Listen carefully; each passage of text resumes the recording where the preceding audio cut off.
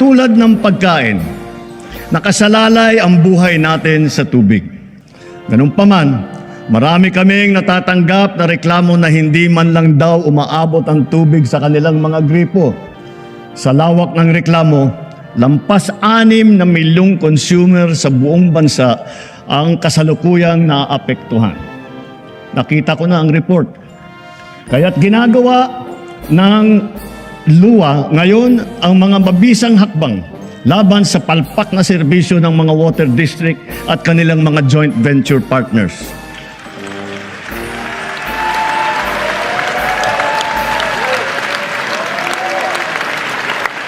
Titiyakin ng LUA na may lalagay na sa ayos ang serbisyo ng tubig ng milyong-milyong nating mga kababayan at gawin mas abot kaya naman ang presyo. Higit sa lahat, titiyakin natin mapapanagot ang mga nagpabaya at nagkulang sa mahalagang serbisyong publiko na ito.